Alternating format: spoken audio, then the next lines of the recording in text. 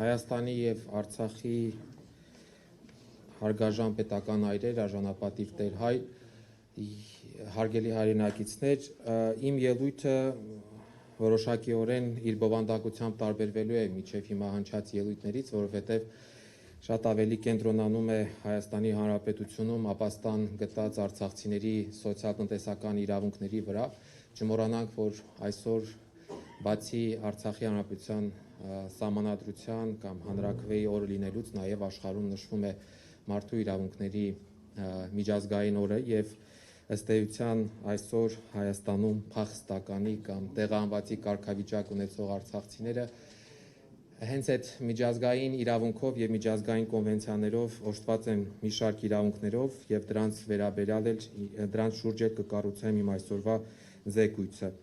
Մինչ դա կուզենայի նաև նշել, որ ամեն դեպքում այս թեման մեկուսացված չէ վերադարձի թեմայից, որովհետև բոլորս էլ քաջ հասկանում ենք, որ առանց արցախցիների հավաքականության պահպանմանը Հայաստանի Հանրապետությունում վերադարձի մասին խոսակցությունները ժամանակի ընթացքում մարելու են, որովհետև պետք է լինի այն սուբյեկտը, լինեն մարդիկ, ովքեր որ պետք է կրողը լինեն այդ իրավունքի եւ առաջ մղողը։ Հետևաբար մեր բոլորի ջանքերը պետք է ուղղված լինի առաջին հերթին Հայաստանի Հանրապետությունում մայր հայրենիքում արցախցիների հավաքական ներկայության պահպանմանը։ Սոցիալ-տնտեսական իրավունքներ ասելով, հարգելի ներկաներ, ես կփորձեմ անդրադառնալ արցախցիների սոցիալական ապահովության, կրթության, առողջապահության, զբաղվածության եւ տնտեսական զարգացման հիմնահարցերին, թեման բավականին լայն է եւ կարելի է շատ երկար խոսել, մատնանշելով խնդիրները եւ առաջարկելով խնդիրներ, կփորձեմ հնարավորինս սահմանված ժամկետում տրամադրել հնարավորինս բովանդակային բարձրաձայնել բովանդակային հարցեր եւ մատնանշել մեր առաջնահերթությունները։ Երևի թե առաջինը հենց պետք է սկսենք սոցիալական ապահովության բաղադրիչից, որը ամենակարևորներից է մարդկանց կենսագործունեության կամ արժանապատիվ կյանքի ապահովման տեսանկյունից, պետք է արձանագրենք, որ եթե տեղանությունից հետո կարճաժամկետ սոցիալական ծրագրերը որոշակի սոցիալ-տնտեսական կայունություն ապահովել են, ապա դրան հաջորդած քայլերը, մասնավորապես աջակցությունների ծավալի եւ շահառուների թվի կրճատումը խորացրել է տեղահանվածների սոցիալական ծանր իրադրությունը։ Այս հարցի շրջանակներում ամենակարևոր խնդրը բնակարանային կամ կեցության հարցի հասցեագրումն է։ Գիտեք, որ գոյություն ունի բնակարանային ապահովման պետական աջակցության ծրագիր, որը ցավոք սրտի թեև բազմիցս եւ տարբեր հարթակներում բարձրաձայնել ենք, այդ թվում նաեւ մեր հայրենակիցների հետ ունեցել ենք հանրահավաքներ, իր այսօրվա դրույթներով եւ ձևով իզորու չի համապատասխանում տեղահանվածների բնակարանային կարիքների ապահովմանը։ Մի քանի տվյալներ որոշակի, որպեսզի պատկերը ավելի հասկանալի եւ ընկալելի լինի, թեև որոշակի բարելավումների արդյունքում նկատվել է դիմելիության աճ, այնուամենայնիվ փաստն այն է, որ տեղահանությունից 2 տարի անց այդ ծրագրով բնակարան կարողացել է ձեռք բերել 25000 տեղահանված ընտանիքներից ընդամենը 1500-ը։ Նոյեմբերի 20-ի դրությամբ այդ հավաստագիր կոչվածից ստացել են 3500 ընտանիք, որոնցից 1500-ն է կարողացել իրացնել հավաստագիրը, ըստ էության բնակարանի տեր դառնալ, այսինքն կեցության հարցը լուծել։ Այստեղ ուշագրավ է նաև այն հանգամանքը, որ հավաստագիր ստացած եւ իրացրածների միջև եւս բավականին մեծ տարբերություն կա, եւ սա նշանակում է թույլ է տալիս ենթադրելու, որ անգամ հավաստագիր ստանալուց հետո մարդիկ չեն կարողանում դրանք իրացնել եւ վերջնականապես լուծել կեցության հարցը։ Սա պայմանավորված է առաջին հերթին նրանով, որ այն համայնքներում, որտեղ որ հավաստագրի արժեքը մեծացել է, զուգահեռաբար աճել է նաեւ այդ բնակավայրերում անշարժ գույքի արժեքը։ Ինչը խոսում է այն մասին, որ այս նման ծրագրերով այս հարցը կարգավորել երևի թե անհնար է, որովհետև անընդհատ բարձրացնելով կբարձրանա նաև անշարժ գույքի եւ պետք է դիտարկել նաև որոշակի կառուցապատում իրականացնելու, բնակարաններ կառուցելու եւ դրանք տեղահանվածներին տրամադրելու հնարավորությունները։ Ցավալիորեն պետք է արձանագրեմ, որ առաջարկվող ծրագրերը որևէ ձևով չեն խթանում կամ չեն աջակցում արցախցիների հավաքական բնակեցմանը, կոմպակտ բնակեցմանը, մեր այս ուղղությամբ մեր պնդումներին եւ մեր առաջարկներին կառավարության կողմից միշտ պատասխան է հնչում, որ իրենք շահագրգիռ չեն արցախցիների գետոյացման հարցում, ինչը կարծում եմ հիմնազուրկ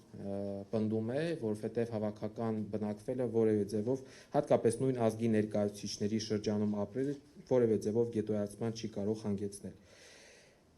Ծրագրով սահմանված քաղաքացիության պահանջը շարունակում է մնալ խոչընդոտներից, իրացման խոչընդոտներից մեկը, այնուամենայնիվ պետք է ասեմ, որ վերջին շրջանում քաղաքացիության դիմելության աճ եւս նկատվել է։ Նոյեմբերի 20-ի դրությամբ քաղաքացիության համար դիմել է 23107 տեղահանված անձ եւ 15500 տեղահանվածներ ստացել են քաղաքացիություն, եւս 7500 անչափահասներ ծնողների քաղաքացի դառնալու հանգամանքով պայմանավորված եւս ձեռք են բերել Հայաստանի Հանրապետության քաղաքացիություն։ Այս հարցում հանդիպող ամենամեծ խնդիրը կորսված փաստաթղթերի վերականգնման հարցն է եւ վերջին շրջանում նաեւ ներկայացուցչությունում գործող այդ համապատասխան իրավախորհրդատվության հնարավորությունը շուրջ արդեն 200-ից ավելի անձանց հնարավորություն է տվել ստանալ այդ աջակցությունը նաեւ ներկայացուցչության միջոցով իրենց փաստաթղթերը վերականգնելու համար։ Բնակարանային ապահովման պետական աջակցության ծրագրի ամենամեծ թերություններից մեկը նաև փոքր կազմով ընտանիքների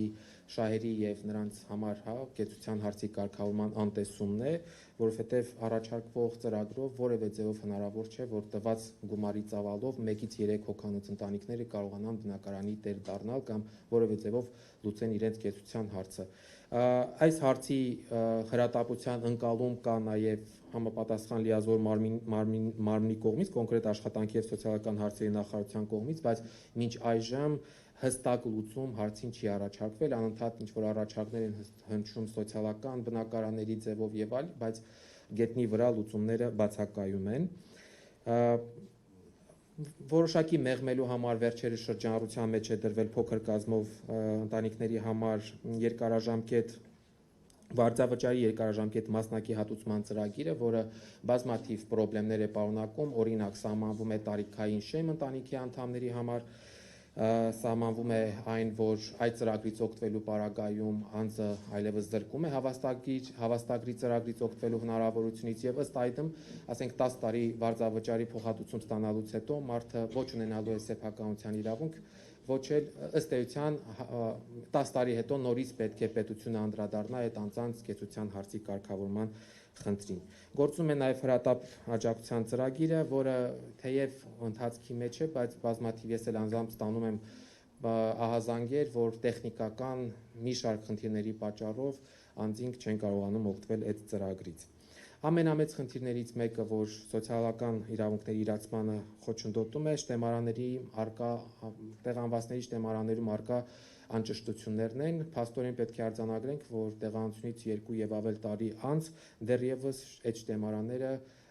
շտկված չեն, բազմաթիվ անձինք ուղղակի դուրս են մնացած այդ շտեմարաններից եւ չեն կարողանում իրացնել իրենց իրավունքները, թեև ձևավորվել է սոցիալնախարարությունում հատուկ հանձնաժողով այս մասով, բայց բարբերաբար ստանում ենք ահազանգեր, որ հանձնաժողովը պահանջում է այնպիսի փաստաթղթեր, որոնք տեղահանվածները օբյեկտիվորեն, այսինքն բազաների բացակայության պատճառով չեն կարողանում տրամադրել